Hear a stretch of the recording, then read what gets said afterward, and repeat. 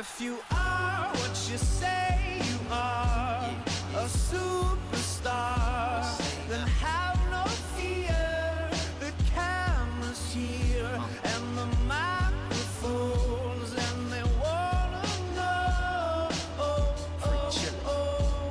Yeah. Welcome to the Full Court Prep Show. I'm your host, David Money. Alongside me is my colleague, Josh Hill. Got a few things we'd like to get to today. First of all, thank you for joining us. Our inbox is always open at fullcourtpreps1 at yahoo.com. That's fullcourtpreps, the number 1, at yahoo.com. You can always hit us on the web at fullcourtpreps.com. Now, the mid-major programs in college basketball have been making a huge splash these last few years.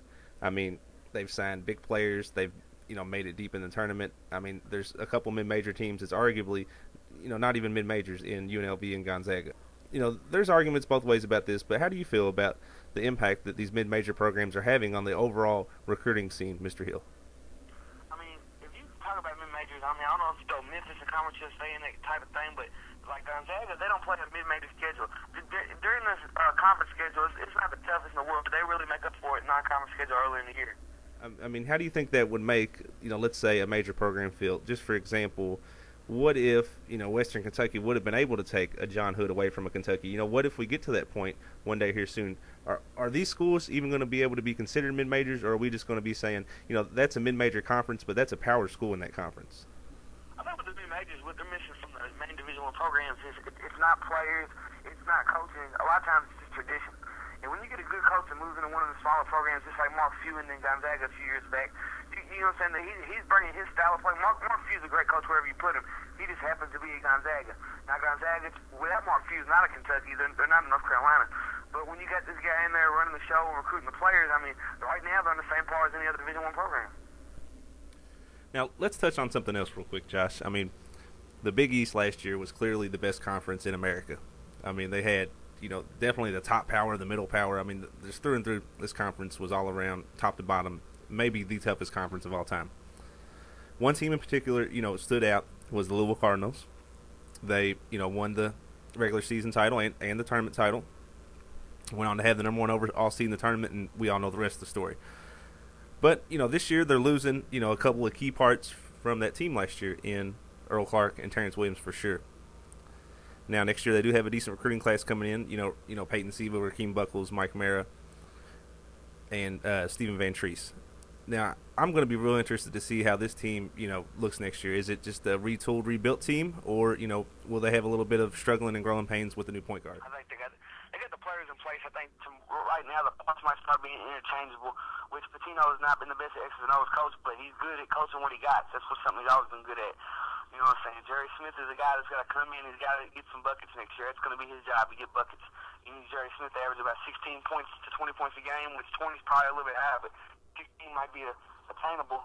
I mean, Samardo Samuel's going to have to step up his game and get in shape. That's what really hurt the Cardinals last year was lack of post defense other than Earl Clark. And, I mean, the player I'm expecting out of this year is going to be Terrence Jennings. Terrence Jennings is a big guy who I think really minutes per game last year gave the team more than Samardo Samuel did. Now, like we said last week, leading up to the NBA draft, we're going to break down a few players at every position. Tonight we're going to break down a few shooting guards and a few wings, and we're going to start it off with Chase Budinger. This kid's out of Arizona. He's 6'7", weighs about 220 pounds.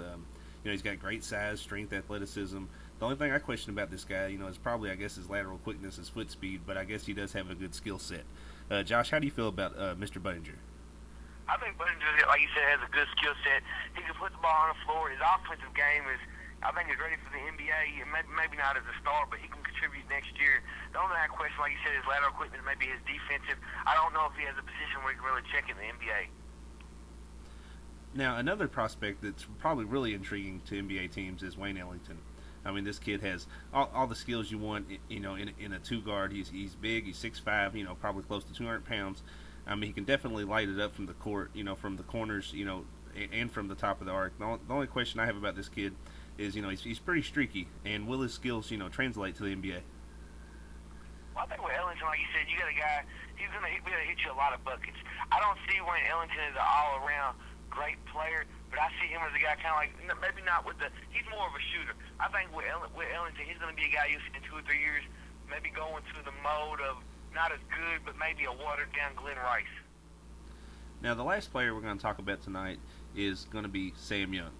I mean, this guy, quite possibly could be the best athlete in the draft. I mean, he's super strong. I mean, he has definitely gotten better throughout the course of his college career. I guess there's a couple questions about this guy though. Is he looks kind of rugged on the court at times. He doesn't look very very smooth. I guess is what I would say when I watch him play. But then again, he gets to the rack so aggressively and so strongly. I almost think that even players in the NBA couldn't stop him from doing that. How do you feel about Mr. Young? I think with Sam Young, I mean, what I see is a guy who's not really great at one thing, but he's got the NBA build. He's got the long arms if he ever becomes a good defender. But he's decent at everything.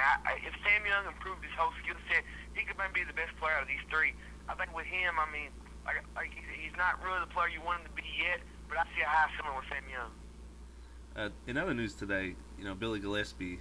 Have you heard this, Josh? Billy Gillispie, he's suing the University of Kentucky over this whole contract dispute. Now, of course, the university, fired him, and they're claiming that hey, this guy, they definitely had cause to fire him. He wasn't upholding, his end of the bargain per se, and he kept his contract in his briefcase and refused to sign it. What's your stance on this, Hillbilly? I have 2 words, and that's sour grapes. I mean, what is Kelvin Sampson going to do? Sue Indiana for giving him unlimited nights and weekends? I mean, what can he? This is ridiculous to me. I agree with you. I mean, this guy should have took whatever they was offering him and get out of town. I mean, you're seeing this guy in nightclubs and bars all around the city, and evidently he's confronting fans who's want to take pictures of him. I mean, this is just getting a little bit ridiculous up in Lexington. And I guess the next question is, will the guy buy a ticket and actually show up to a game at Rupp Arena this year? Oh, man. Billy Gillispie, man, I mean, the thing about when you coach Kentucky basketball is you got to realize that you're not the star. The program is a star. Thank you so much for joining us tonight on this edition of the Full Court Prep Show. As always, our inbox is open at fullcourtpreps1@yahoo.com. That's fullcourtpreps1@yahoo.com. And you can always hit us on the web at fullcourtpreps.com. Thank you so much for your time, and until next time, be safe out there. I feel like it's still